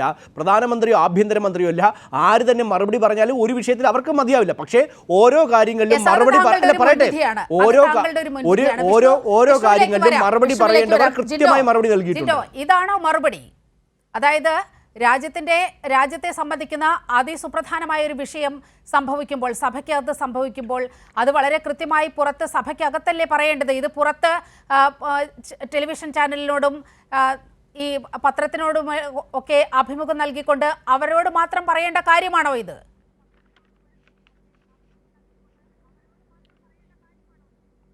അല്ല നീലിമ, ഇതിൽ നമ്മൾ മനസ്സിലാക്കേണ്ട ഒരു കാര്യമുണ്ട്. BJP അധികാരത്തിൽ വരുന്നതിന് മുമ്പ് അവർ പറയുന്നു BJP അധികാരത്തിൽ വന്നാലേ ഈ രാജ്യത്തിന് സുരക്ഷ ഒരുക്കാൻ പറ്റുള്ളൂ, ഇവിടുത്തെ പട്ടാളക്കാർ കുറേ കൂടി ആവേശഭരിതരാകും, ഈ രാജ്യസുരക്ഷ ദേശീയത എന്നൊക്കെ പറഞ്ഞ് ഒരു വികാരം ആളിക്കത്തിക്കും. പക്ഷേ നമ്മളൊരു കാര്യം മനസ്സിലാക്കണം, സ്വതന്ത്ര ഇന്ത്യയുടെ ചരിത്രത്തിൽ BJP അധികാരത്തിലിരുന്ന കാലഘട്ടത്തിലാണ് ഏറ്റവും കൂടുതൽ സുരക്ഷാ ഭീഷണി നേരിടുന്ന സാഹചര്യങ്ങൾ നമ്മുടെ കാഴ്ചയിലുണ്ടായിട്ടുള്ളത്. അത് നമ്മൾ മനസ്സിലാക്കണ്ടേ. ഇവിടെ BJPയുടെ മുൻ പ്രധാനമന്ത്രി അടൽ ബിഹാരി വാജ്പേയി പാകിസ്ഥാനിലേക്ക് ട്രെയിൻ യാത്ര നടത്തിയപ്പോൾ പർവേസ് മുഷാറഫിൻ്റെ ആളുകൾ മുഴുവൻ കാർഗിലിലേക്ക് നുഴഞ്ഞു കയറി ഈ രാജ്യത്തിൻ്റെ ഒരു നല്ല ഭാഗം പിടിച്ചടക്കി. പിന്നെ എത്ര ആയിരക്കണക്കിന് പട്ടാളക്കാരുടെ ജീവൻ ബലി കൊടുത്തിട്ടാണ് നമ്മൾക്ക് ആ ഭൂമിയൊക്കെ തിരിച്ചു പിടിക്കാൻ കഴിഞ്ഞത്, നമ്മുടെ മാനം കാക്കാൻ നമുക്ക് സാധിച്ചത്. അപ്പോൾ അതൊക്കെ ഇവർ മറക്കുകയാണ്. ബാലാക്കോട്ടിലെയും പുൽവാമയിലെയും ഒക്കെ ആക്രമണങ്ങളെക്കുറിച്ച് നമ്മൾ പറയുന്നു. ഇവിടെ ഇവർ പറഞ്ഞത് കാശ്മീരിൻ്റെ പ്രത്യേക പദവി എടുത്തു കളഞ്ഞതിൻ്റെ പ്രധാന കാരണം പറഞ്ഞത് തീവ്രവാദം തടയാൻ വേണ്ടിയിട്ട് എന്നൊക്കെയാണ് ഇവർ പറഞ്ഞത്. അതിനുശേഷവും കാശ്മീരിൽ അനുദിനം അറ്റാക്കുകൾ നടക്കുന്നു, നിരവധി സിവിലിയൻസും പട്ടാളക്കാരുടെയും ജീവൻ ബലിയർപ്പിക്കപ്പെടുന്നു. പക്ഷെ അതൊന്നും ഇവിടെ കണ്ടെന്ന് നടിക്കുന്നില്ല. സത്യപാൽ മാലിക്കിനെ പോലുള്ള കാശ്മീർ ഗവർണറൊക്കെ പറഞ്ഞ കാര്യങ്ങൾ നമ്മുടെ മുമ്പിലുണ്ട്. പക്ഷേ ചൈന അപ്പുറത്തെ ഭാഗത്തു നിന്ന് എൻക്രോച്ച് ചെയ്യുന്നു, അവരുടെ ടെൻറ്റുകൾ സ്ഥാപിക്കുന്നു, അവരുടെ പട്ടാള ക്യാമ്പുകൾ സ്ഥാപിക്കുന്നു, ഇതൊക്കെ നടക്കുന്നുണ്ട്. പക്ഷേ ഇതിനൊക്കെ മുമ്പ് നരേന്ദ്രമോദി 2014 തെരഞ്ഞെടുപ്പ് റാലിയുടെ സമയത്ത് എത്രത്തോളം കാര്യങ്ങൾ പ്രസംഗിച്ച് 56 ഇഞ്ച് നെഞ്ച് കാട്ടി ചൈനയെ പേടിപ്പിക്കും, കണ്ണുരുട്ടിക്കഴിഞ്ഞാൽ പാകിസ്ഥാൻ പേടിച്ചോടും എന്നൊക്കെയല്ലേ പറഞ്ഞ്. ഇത് ഇപ്പോൾ ഇന്ത്യക്കാരായിട്ടുള്ള 3-4 ചെറുപ്പക്കാർ ഇന്ത്യൻ പാർലമെൻറ്റിനകത്ത് അറ്റാക്ക് ചെയ്തു. അവർക്ക് ഈ രാജ്യത്തോട് BJPക്കാർക്കുള്ളതിനേക്കാൾ കൂടുതൽ സ്നേഹമുള്ളത് കൊണ്ട് അവർ ആയുധങ്ങൾ ഉപയോഗിച്ചില്ല എന്ന് നമുക്ക് വിശ്വസിക്കാം. അല്ലെങ്കിൽ എന്താകുമായിരുന്നു സ്ഥിതി? ഈ BJPയുടെ ഏതെങ്കിലും ഒരു MPക്ക് അവിടെ ജീവനോടെ ഉണ്ടാകാൻ പറ്റുമോ? ഇതൊരു വലിയ സുരക്ഷാ പ്രശ്നമാണ്.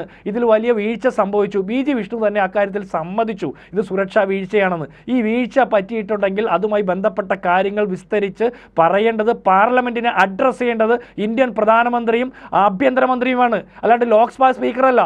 ലോക്സഭാ സ്പീക്കർ സഭയുടെ നാഥൻ എന്ന് താങ്കൾ പറഞ്ഞു. സ്പീക്കർ സഭയുടെ നാഥനാണെങ്കിലും തീരുമാനങ്ങൾ എടുക്കുന്നതും പ്രഖ്യാപിക്കുന്നതും നടപ്പാക്കുന്നതും ഒക്കെ ഇന്ത്യൻ പ്രധാനമന്ത്രിയല്ലേ. അർദ്ധരാത്രി ഈ രാജ്യത്തെ നോട്ട് നിരോധിച്ചത് ഇന്ത്യൻ പ്രധാനമന്ത്രിയല്ലേ. അങ്ങനെ നിരവധിയായിട്ടുള്ള സാഹചര്യങ്ങൾ നമ്മൾ കണ്ടില്ലേ. ഇവിടെ ജനാധിപത്യത്തെ കശാപ്പ് ചെയ്തുകൊണ്ട്, എതിർ ശബ്ദങ്ങളെ ഇല്ലാതാക്കിക്കൊണ്ട്, നിങ്ങൾക്കെതിരെ ചോദിക്കുന്ന ചോദ്യങ്ങൾ ഇല്ലാതാക്കാൻ വേണ്ടിയിട്ട് MPമാരെ അസ്ഥിരപ്പെടുത്തുന്നു, അവരെ അയോഗ്യരാക്കുന്നു, അല്ലെങ്കിൽ അവരെ സസ്പെൻഡ് ചെയ്യുന്നു. എന്നാൽ ഇവരൊക്കെ ഉയർത്തുന്ന ചോദ്യങ്ങൾ ഇപ്പോഴും അൺആൻസേർഡ് ക്വസ്റ്റ്യൻസ് ആയിട്ട് ഇന്ത്യൻ പാർലമെൻറ്റിൽ നിൽക്കുക. താങ്കൾ പറഞ്ഞൊരു കാര്യമുണ്ട്, ബഹളം വെച്ചതിനാണ് MPമാരെ പുറത്താക്കിയെന്ന്. ഈ രാജ്യത്തിൻ്റെ സുരക്ഷയുടെ ഏറ്റവും മകുട ഉദാഹരണമെന്ന് നമ്മൾ പറയുന്ന ഇന്ത്യൻ പാർലമെൻറ്റിന് സുരക്ഷയില്ലാതെ വരുമ്പോൾ അതിൽ ചോദ്യം ചോദിക്കുന്നത് ബഹളമായിട്ടാണ് BJPക്ക് തോന്നുന്നതെങ്കിൽ, കഴിഞ്ഞ കാലങ്ങളിൽ BJPയുടെ MPമാർ നിങ്ങൾ പ്രതിപക്ഷത്തിരുന്ന കാലഘട്ടത്തിൽ നിങ്ങൾ മൗനവ്രതത്തിലായിരുന്നോ ഇന്ത്യൻ പാർലമെന്റിൽ? അല്ലല്ലോ. നിങ്ങളും സംസാരിച്ചിട്ടുണ്ട്, നിങ്ങളും ബഹളം വെച്ചിട്ടുണ്ട്, ഇല്ലേ? അപ്പോൾ പാർലമെന്റ് MPമാർ ബഹളം വെക്കുന്ന സാഹചര്യം നിങ്ങൾ മനസ്സിലാക്കണം. ആ MPമാരുടെ പോലും ജീവന് ഭീഷണിയാകുന്ന സാഹചര്യത്തിൽ ഇവിടുത്തെ സുരക്ഷാ വീഴ്ച വന്നപ്പോഴാണ് അവർ ബഹളം വയ്ക്കുന്നത്. അവർക്ക് പ്ലക്കാർഡ് ഉയർത്തിപ്പിടിക്കാൻ, അവർക്ക് ചോദ്യം ചോദിക്കാനുള്ള അവകാശമില്ലെന്ന് BJPക്ക് അങ്ങനെ പറയാൻ പറ്റും? പിന്നെ നിങ്ങൾ പറഞ്ഞ കഴിഞ്ഞ നിയമസഭാ തെരഞ്ഞെടുപ്പിൽ 3 സംസ്ഥാനങ്ങളിൽ BJPക്ക് അധികാരം കിട്ടിയത് ജനങ്ങൾ അംഗീകരിക്കുന്നതുകൊണ്ടാണ്. അങ്ങനെയാണ് ഈ കേരളത്തിൽ പിണറായി വിജയൻ്റെ സർക്കാർ അധികാരത്തിൽ വന്നതിന് BJP അംഗീകരിക്കുന്നുണ്ടോ? മമതാ ബാനർജിയുടെ തൃണമൂൽ ബംഗാളിൽ അധികാരത്തിൽ വന്നതിനെ നിങ്ങൾ അംഗീകരിക്കുന്നുണ്ടോ? അല്ലെങ്കിൽ കർണാടകയിൽ കോൺഗ്രസ് അധികാരത്തിൽ വന്നതിനെ, തെലങ്കാനയിൽ കോൺഗ്രസ് അധികാരത്തിൽ വന്നതിനെ, ഹിമാചൽ പ്രദേശിൽ കോൺഗ്രസ് അധികാരത്തിൽ വന്നതിനെ നിങ്ങൾ അംഗീകരിക്കുന്നുണ്ടോ? തെരഞ്ഞെടുപ്പിൽ ജയിക്കുന്നതിന് പല സ്ട്രാറ്റജിയുണ്ട്. അത് BJPയോടുള്ള അമിത പ്രണയത്തിൻ്റെ പേരിൽ നാട്ടുകാർ മുഴുവൻ വന്ന് താമരയ്ക്ക് വോട്ട് ചെയ്താണെന്ന് നിങ്ങൾ അങ്ങനെ വ്യാഖ്യാനിച്ച് കളയല്ലേ. ഈ BJP ജയിച്ചാലും നരേന്ദ്രമോദി ഈ രാജ്യം ഭരിച്ചാലും ഇവിടുത്തെ പട്ടിണി സൂചികയിൽ രാജ്യം ചരിത്രത്തിൽ ഏറ്റവും വലിയ താഴേക്ക് പോയി, ഇവിടുത്തെ തൊഴിലില്ലായ്മയിൽ ഏറ്റവും താഴേക്ക് പോയി, സുരക്ഷയുടെ കാര്യത്തിൽ താഴേക്ക് പോയി. ഇനി നിങ്ങൾ പറയുന്ന ഒരു കാര്യമുണ്ട്, ജനാധിപത്യ വിരുദ്ധമായിട്ട് നിങ്ങൾ ഒന്നും ചെയ്തിട്ടില്ലെന്ന്. ഇവിടെ ജനാധിപത്യ വിരുദ്ധമായിട്ട് മാത്രമേ BJP ചെയ്തിട്ടുള്ളൂ. ആളുകൾ കഴിക്കുന്ന ഭക്ഷണത്തിന് നിങ്ങൾ വിലക്കേർപ്പെടുത്തുന്നു, ആളുകൾ ധരിക്കുന്ന വസ്ത്രത്തിന് നിങ്ങൾ കോഡ് ഓഫ് കോണ്ടക്ട് തീരുമാനിക്കുന്നു, ഏത് ഭാഷ സംസാരിക്കണമെന്ന് നിങ്ങൾ തീരുമാനിക്കുന്നു, ഏത് വിശ്വാസത്തിൽ വിശ്വസിക്കണമെന്ന് നിങ്ങൾ തീരുമാനിക്കുന്നു. എന്നിട്ട് നിങ്ങൾ പറയാം നിങ്ങൾ ജനാധിപത്യ വിരുദ്ധമായിട്ട് ഒന്നും ചെയ്തിട്ടില്ലെന്ന്. ഈ കഴിഞ്ഞ 10 വർഷമാണ് ഈ രാജ്യത്തിൻ്റെ സർവ്വ സൂചികകളിലും ഈ രാജ്യം പുറകോട്ട് പോയത്. മറ്റ് രാജ്യങ്ങളുമായിട്ട് കമ്പയർ ചെയ്യുമ്പോൾ നിങ്ങൾ എന്നിട്ട് ജനാധിപത്യത്തെ നിങ്ങൾ കശാപ്പ് മാപ്പ് ചെയ്തില്ലെന്ന് പറയാം. നിങ്ങൾ പറയുന്ന മാധ്യമങ്ങൾക്ക് മറുപടി കൊടുത്തുന്നത്, മാധ്യമങ്ങൾക്കല്ല ആദ്യം മറുപടി കൊടുക്കുന്നത്. ഇന്ത്യൻ പ്രധാനമന്ത്രിയുടെയും ഇന്ത്യയുടെ ആഭ്യന്തരമന്ത്രിയുടെയും പ്രഥമ പരിഗണന പാർലമെന്റിലെ MP-മാർക്ക് മറുപടി കൊടുക്കാനാണ് വേണ്ടത്. മാധ്യമങ്ങൾക്കൊക്കെ നിങ്ങൾ പിന്നെ കൊടുക്കണം. MP-മാർ ജനപ്രതിനിധികളാ, ജനങ്ങളുടെ പ്രതിനിധികളാ, അവരോടാണ് നിങ്ങൾ ആദ്യം മറുപടി കൊടുക്കേണ്ടത്. ഈ നിമിഷം വരെ അവർക്ക് മറുപടി കൊടുക്കാൻ തയ്യാറാകാതെ നിങ്ങൾ മാധ്യമങ്ങൾക്ക് കൊടുത്ത മറുപടിയുടെ പേരിൽ ഇപ്പോഴും പിടിച്ചുകൊണ്ടിരിക്കുന്നു. നാണമാവില്ലേ?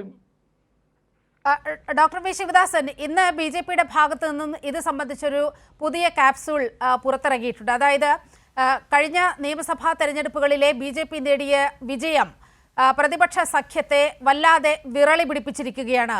അതുകൊണ്ടാണ് ഇവർ പാർലമെന്റിൽ ഇത്ര വലിയ പ്രശ്നങ്ങൾ ഉണ്ടാക്കുന്നത്.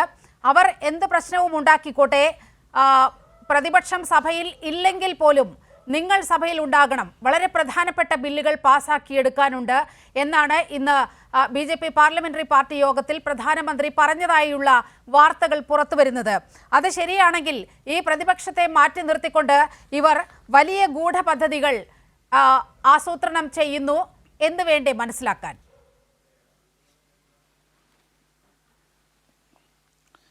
മാന്യ സുഹൃത്ത് വിഷ്ണു, അദ്ദേഹം പിശക് പറ്റി, പോരായ്മ പറ്റി എന്ന് സമ്മതിച്ചത് നല്ല കാര്യമാണ്. അത് പറയാൻ, പാർലമെൻറ്റിൽ പറയാൻ എന്താ പ്രധാനമന്ത്രിക്കും ആഭ്യന്തരമന്ത്രിക്കും കഴിയാത്തത്? അതൊരു പ്രധാനപ്പെട്ട ചോദ്യമല്ലേ. രണ്ടാമതെന്താണ്, ഇവിടെ സഭയിലെ സഭാ നടത്തിപ്പ് അതൊക്കെ സ്പീക്കറുടെ, ചെയർമാൻ്റെ ഉത്തരവാദിത്തമാണ്. പക്ഷേ അത് കഴിഞ്ഞാൽ ഇൻ്റലിജൻസ് വിങ് എന്നൊക്കെ പറയുന്നത് ആരുടെ ചുമതലയിലാണ്? ഇൻ്റലിജൻസ് വിങ്ങിന് ഒരു ചുമതലയില്ലേ ഇതിനകത്ത്? ആ ചുമതല അവർ നിർവഹിച്ചോ? അത് ആരുടെ ഉത്തരവാദിത്തമാണ്? അത് ചർച്ച ചെയ്യേണ്ട കാര്യമല്ലേ. പിന്നെ മറ്റൊന്ന്, വാജ്പേയി എന്ന് പറഞ്ഞ ഒരാൾ ഈ രാജ്യത്ത് പ്രധാനമന്ത്രിയായിരുന്നു. വിഷ്ണുവിന് പരിചയം ഉണ്ടാവുമെന്നാണ് ഞാൻ കരുതുന്നത്. ആ മന്ത്രിസഭയിൽ ആഭ്യന്തരമന്ത്രിയായിരുന്ന അദ്വാനി, നല്ല പരിചയമുള്ള പേരായിരിക്കും. നരേന്ദ്രമോദി പ്രധാനമന്ത്രിയായപ്പോൾ അദ്ദേഹത്തിൻ്റെ കണ്ണുനീര് ഈ രാജ്യം കണ്ടതാണ്. ആ അദ്വാനി ആഭ്യന്തരമന്ത്രിയായിരിക്കെ അദ്ദേഹം സഭയിൽ പ്രസ്താവന നടത്തിയിട്ടുണ്ടല്ലോ. അന്ന് വാജ്പേയിയും അദ്വാനിയും എല്ലാം ആലോചിച്ചിട്ടാണല്ലോ പ്രസ്താവന വന്നത്.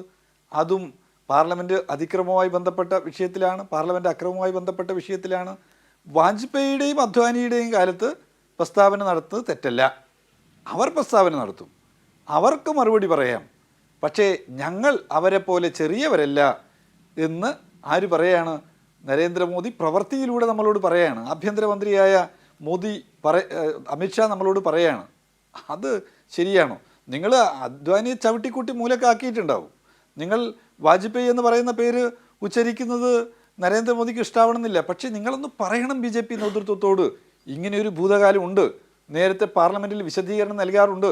പാർലമെൻറ്റ് എന്നുള്ളത് ജനാധിപത്യത്തിൻ്റെ മഹാശ്രീകോവിലായിട്ടാണ് വിലയിരുത്തപ്പെടാറ്.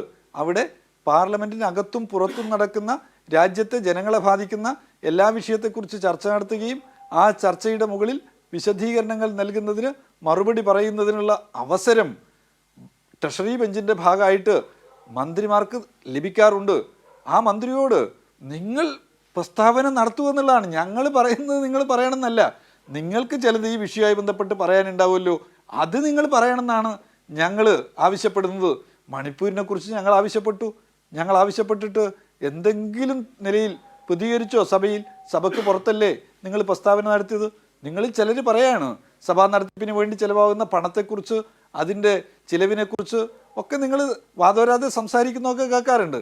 ഈ പ്രധാനമന്ത്രിക്ക് സഭയിൽ വന്നൊന്ന് ഇരുന്ന് ഈ പറയുന്ന ചർച്ചകളെല്ലാം ഒന്ന് കേൾക്കാനുള്ളൊരു മനസ്സ് ഉണ്ടാകുന്നതിന് വേണ്ടി നിങ്ങൾ പറയണ്ടേ? നിങ്ങൾ BJPയിൽപ്പെട്ട പല ആളുകൾക്കും അദ്ദേഹത്തെക്കുറിച്ച് പറയാൻ, അദ്ദേഹത്തെ വിമർശിക്കാനൊക്കെ ഭയം ഒരുപക്ഷെ ഉണ്ടാവാം. പക്ഷെ ഉണ്ടെങ്കിലും ചിലരെങ്കിലും പറയാനുള്ള ഊർജം കാണിക്കണമല്ലോ. BJP പറയുന്നത് ഒരു ജനാധിപത്യ പാർട്ടിയാണ് എന്നൊക്കെയല്ലേ പറയുന്നത്. ഫാസിസ്റ്റ് പാർട്ടിയാണ്, ഫാസിസ്റ്റ് ഘടനയാണ് RSSന് എന്ന് ഞങ്ങൾ പറയുന്നതിനെ നിങ്ങൾ നിരാകരിച്ചുകൊണ്ട് ഇങ്ങനെയൊക്കെ പറയാറുണ്ടല്ലോ. അതുകൊണ്ട് ഞങ്ങൾ അഭ്യർത്ഥിക്കുന്നത്, പ്രധാനമന്ത്രി അദ്ദേഹത്തിൻ്റെ ഉത്തരവാദിത്വം നിർവഹിക്കണം, ആഭ്യന്തരമന്ത്രി അദ്ദേഹത്തിൻ്റെ ഉത്തരവാദിത്വം നിർവഹിക്കണം. നേരത്തെ അദ്വാനി ഇങ്ങനെ പറഞ്ഞിട്ടുണ്ട്, സുഷമാ സ്വരാജിൻ്റെ പ്രസ്താവന ഇങ്ങനെ ഉണ്ടായിട്ടുണ്ട്, അരുൺ ജെയ്റ്റ്ലി ഇങ്ങനെ പറഞ്ഞിട്ടുണ്ട്, അതൊക്കെ കോട്ട് ചെയ്യപ്പെട്ടല്ലോ. അതുകൊണ്ട് BJPയുടെ നേതൃത്വത്തിലുള്ള ഈ സർക്കാർ, ജനാധിപത്യത്തെ മാനിക്കാത്ത ഈ സർക്കാർ നിർബന്ധമായും മാനിക്കാൻ തയ്യാറാവണമെന്നുള്ളതാണ്. ഈ രാജ്യത്തെ ചെറുപ്പക്കാരുടെ അസംതൃപ്തി ഏതെല്ലാം മട്ടിലാണ് പുറത്തോട്ട് ഒഴുകി വരുന്നത് എന്നുള്ളത് നമ്മൾ അനുഭവിച്ചറിയുകയാണ്. അത് പല നിലയിൽ പൊട്ടിത്തെറിച്ചുകൊണ്ടിരിക്കുകയാണ്, നമ്മൾ കാണുകയാണ് പല നിലയിൽ. അതുകൊണ്ട് നമുക്ക് അൺഎംപ്ലോയിഡ് യൂത്തിൻ്റെ, തൊഴിലില്ലാത്ത ചെറുപ്പക്കാരുടെ വിഷയങ്ങൾ അഡ്രസ്സ് ചെയ്യണമെന്ന് പാർലമെൻറ്റ് പറയുമ്പോൾ അത് കേൾക്കാൻ തയ്യാറാവണം. മറിച്ച് LIC ഉൾപ്പെടെയുള്ള ബാങ്കിങ് മേഖല ഉൾപ്പെടെയുള്ള എല്ലായിടത്തും പ്രൈവറ്റൈസേഷൻ കൊണ്ടുവന്നത് വിറ്റൊഴിച്ച് അതൊന്നും ജനങ്ങൾക്ക് ആവശ്യമില്ല എന്ന തീരുമാനമെടുത്ത് 10,000-കണക്കിന് ആളുകളുടെ തൊഴിൽ നിങ്ങൾ നശിപ്പിക്കരുത് എന്നാണ് ഞങ്ങൾ പറയുന്നത്.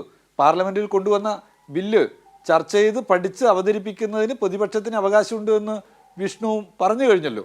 ഞാൻ ചോദിക്കുന്നത്, രാവിലെ വന്നിട്ട് ഇതാ ഇന്ന ബില്ലുണ്ട് എന്ന് പറഞ്ഞിട്ട് വലിയൊരു ബില്ല് അവതരിപ്പിച്ചാൽ അല്ലെങ്കിൽ അത് ചർച്ചയുടെ നോട്ടാക്കിയിട്ട് തന്നാൽ ആർക്കാണ് പ്രതികരിക്കാൻ പറ്റുക?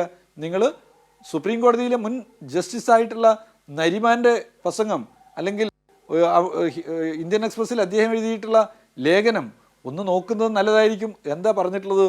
ഈ സർക്കാർ നിർമ്മിച്ചിട്ടുള്ള നിയമം ഭരണഘടനാ വിരുദ്ധമായിട്ടുള്ളതാണ് എന്ന് പരസ്യമായി പറയുന്ന, പരസ്യമായി എഴുതുന്ന സുപ്രീം കോടതിയിലെ മുൻ ജസ്റ്റിസുമാരുൾപ്പെടെയുള്ള ആളുകളെ നാം കാണുകയാണ്.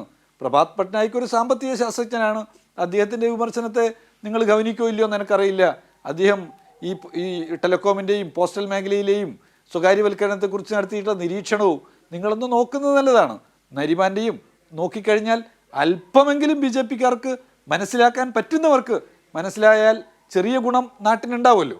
അതുകൊണ്ട് ഞാൻ നിങ്ങളോട് അഭ്യർത്ഥിക്കുന്നത് ഇതാണ്, പ്രതിപക്ഷത്തെ കേൾക്കാൻ തയ്യാറാവുക. പ്രതിപക്ഷവും ജനാധിപത്യ പ്രക്രിയയുടെ ഭാഗമാണ് എന്ന് അംഗീകരിക്കുക. കൂട്ടത്തോടുകൂടി സസ്പെൻഡ് ചെയ്ത് 150 ആളുകളെയൊക്കെ സസ്പെൻഡ് ചെയ്തിട്ട് സഭാ നടപടികൾ നടത്താം എന്ന് നിങ്ങൾ കരുതുന്നത് എത്രമാത്രം ജനാധിപത്യത്തിന് ചേരാത്ത ഒരു സമീപനാണ്. 150 ആളുകളെ കൂട്ടത്തോടെ പുറത്താക്കുക, സഭയിൽ നിന്ന് സസ്പെൻഡ് ചെയ്യുക, എന്നിട്ട് കുറേ ആളുകളുടേത് പ്രിവിലേജ് കമ്മിറ്റിക്ക് വിടുക. നിങ്ങൾ ഇനിയും എന്ത് വേണ്ട, സഭാ നടപടികളിലൊന്നും പങ്കെടുക്കേണ്ട എന്ന് ഒരു പ്രഖ്യാപനം നടത്തുക. അത് അംഗീകരിക്കാൻ ഒരു ജനാധിപത്യ ഘടനയുള്ള ഒരു രാജ്യത്തെ ജനങ്ങൾക്ക് പറ്റുമോ? പിന്നെ ചെയറിനെ കുറിച്ച് ഞാൻ പറഞ്ഞു, ചെയർ എന്നുള്ളത് BJP ഭൂരിപക്ഷമുള്ള പാർട്ടി നിശ്ചയിച്ചിട്ടുള്ള ആളാണ് ചെയറിലിരിക്കുന്നത് എന്നുള്ളത് നമുക്കറിയാവുന്ന കാര്യമാണ്, സ്പീക്കറായിരിക്കുന്നത്. പക്ഷേ സ്പീക്കറായി കഴിഞ്ഞാൽ കാണിക്കേണ്ടുന്ന മര്യാദകളുണ്ട്. അത് ഇരുപക്ഷത്തെയും സമാനമായ നിലയിൽ പരിഗണിച്ച് സഭാ നടപടികൾ അതിൻ്റെ ചട്ടങ്ങൾക്കുള്ളിൽ നിന്നുകൊണ്ട് നടത്തിക്കൊണ്ടുപോകുക എന്നുള്ളതാണ്.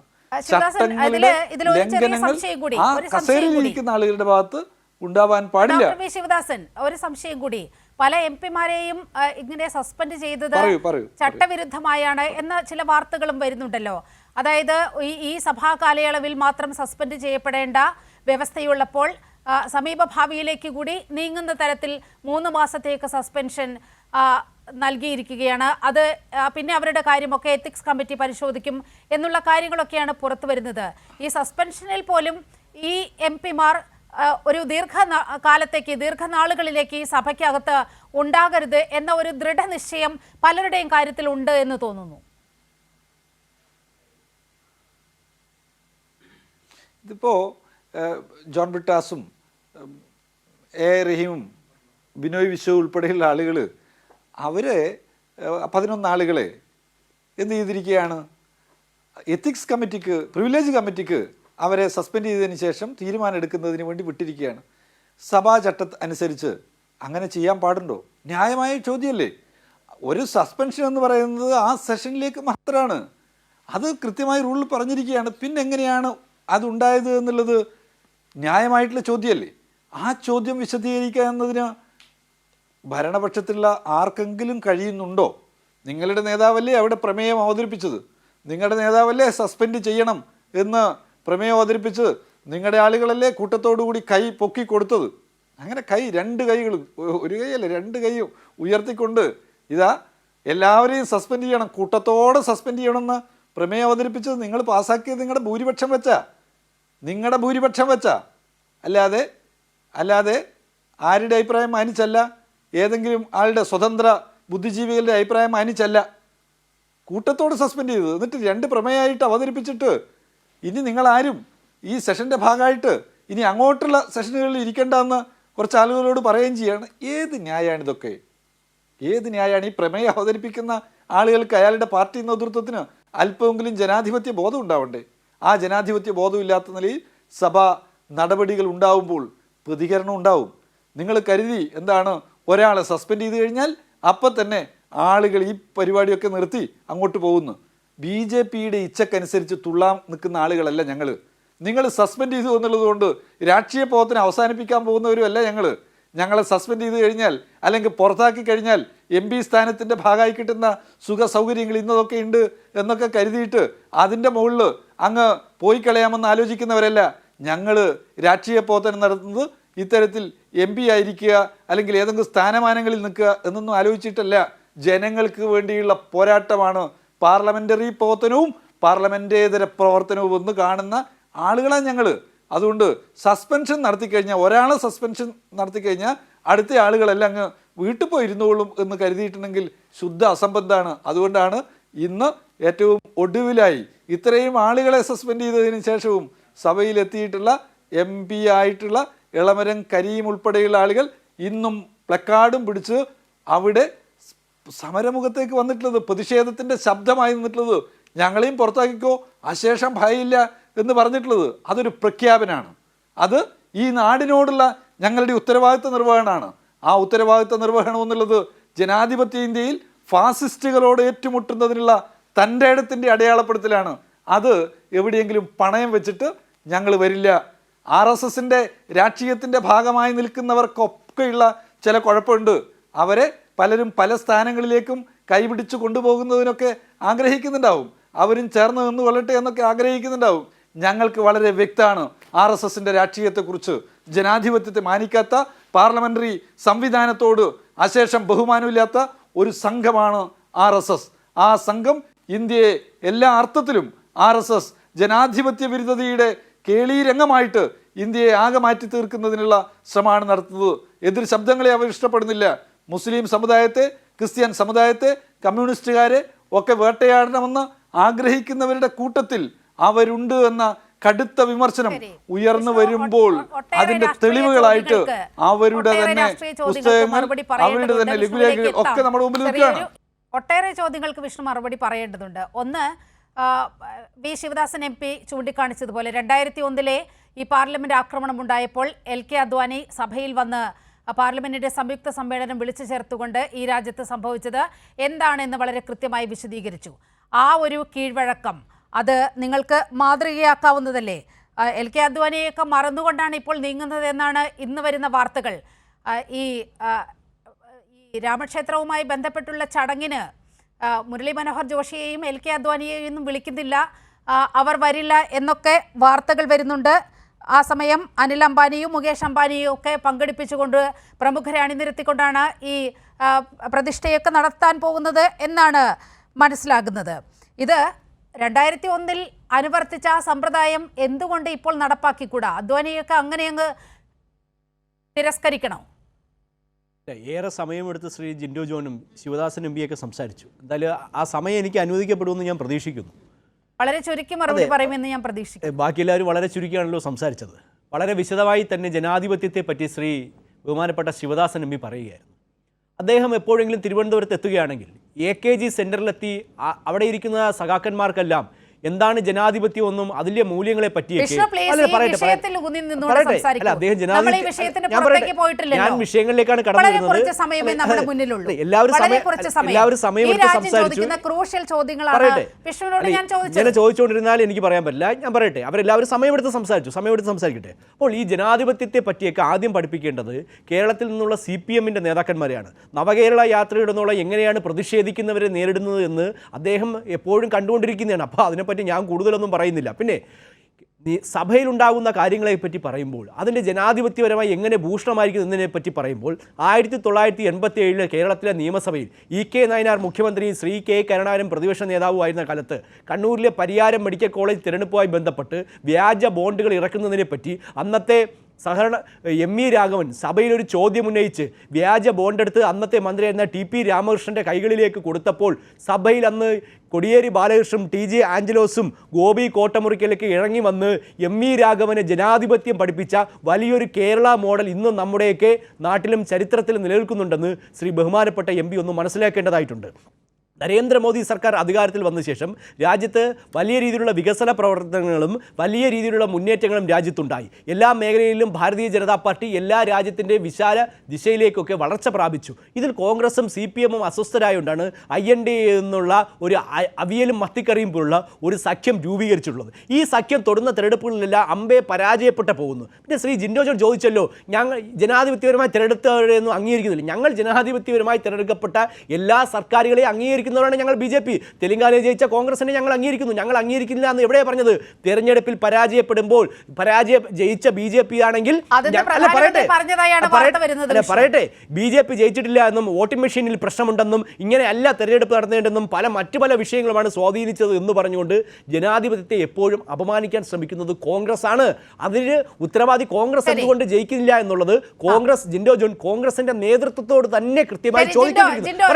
പറയട്ടെ ഞാൻ പറഞ്ഞിട്ട് അല്ല പറഞ്ഞു തരുന്നില്ല. പിന്നെ പറയട്ടെ, അല്ല ഇവിടെ ഭക്ഷണം അല്ല പറയട്ടെ, ബാക്കി എല്ലാവരും പറഞ്ഞു. ശ്രീ ജിൻഡോ ജോൺ ഭക്ഷണ സ്വാതന്ത്ര്യത്തെ കുറിച്ച് പറഞ്ഞു. അല്ല പറയട്ടെ, ഒരു മറുപടി പറയട്ടെ. അല്ല ഭക്ഷണം അല്ല ഞാൻ പറഞ്ഞിട്ടേ ഞാനൊരു മറുപടി പറഞ്ഞിട്ടേ അവസാനിപ്പിക്കുകയുള്ളൂ. ഭക്ഷണ സ്വാതന്ത്ര്യത്തെ പറ്റിയൊക്കെ പറഞ്ഞു. ഈ രാജ്യത്ത് ഏറ്റവും കൂടുതൽ ഗോവധ നിരോധന നിയമം നടപ്പിലാക്കിയത് BJP-യുടെ സർക്കാർ ഭരിക്കുന്ന കാലഘട്ടത്തിലാണോ കോൺഗ്രസിന്റെ സർക്കാർ കാലഘട്ടത്തിലാണോ എന്ന് ജിൻഡോ ജോൺ കണക്കുകൾ ഒന്ന് പരിശോധിക്കണം. ജിൻഡോയ്ക്ക് മറുപടി പറയാം.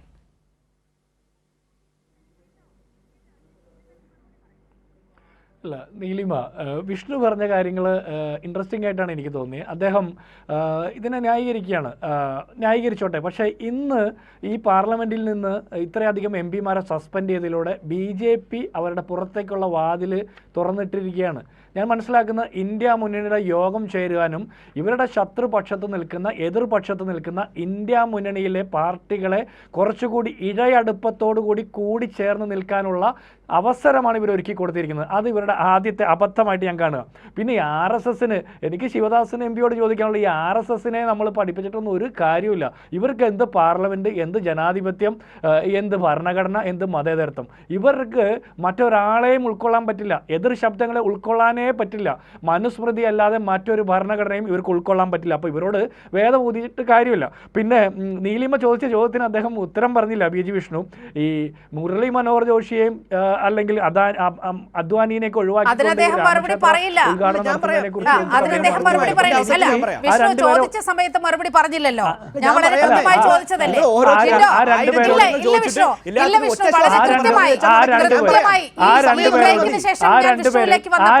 ഞാൻ ചോദിച്ച ചോദ്യമാണ്. അതിന് മറുപടി പറഞ്ഞില്ല. ശരി ജിൻഡോ, ആ രണ്ടുപേരെയും ഒഴിവാക്കിയതിൽ എനിക്ക് പ്രത്യേകിച്ച് ആ രണ്ടുപേരെയും അദ്വാനിയെയും മുരളി മനോഹർ ജോഷിയെയും ഇതിൻ്റെ ഉദ്ഘാടനത്തിൽ നിന്ന് ഒഴിവാക്കിയതിൽ എനിക്ക് സങ്കടമൊന്നുമില്ല. പക്ഷേ ആ രണ്ടുപേരുമാണ് ഈ രാജ്യത്തിൻ്റെ മതേതര മനസ്സിനകത്തേക്ക് രഥയാത്രകൾ നടത്തി ഇത്രത്തോളം ഭിന്നിപ്പുണ്ടാക്കാനുള്ള വിഷവിത്തുകൾ വിതച്ച ആളുകൾ. അവരിന്ന് മാറ്റി നിർത്തപ്പെടുക. ഇന്ന് അംബാനിനെയും അദാനിനെയും വിളിച്ചിട്ട് മോദി ഈ പരിപാടിക്ക് പോകുന്നത്, ഉദ്ഘാടനം നടത്തുന്നത്. നാളെ മോദിക്കും ഇതേ ഗതി തന്നെയായിരിക്കുമെന്നുള്ള ഒരു ചൂണ്ടുപലകയാണ് ഈ സംഭവം എന്ന് ഞാൻ പറയാൻ ആഗ്രഹിക്കുക. അടുത്തത് അദ്ദേഹം പറഞ്ഞത് സർക്കാരുകൾ പ്രാദേശികമായിട്ട് വന്ന സംസ്ഥാന സർക്കാരുകളെ എതിർപക്ഷത്തെ ഇവർ അംഗീകരിച്ചെന്ന്. നിങ്ങൾ ഗോവയിൽ അംഗീകരിച്ചോ?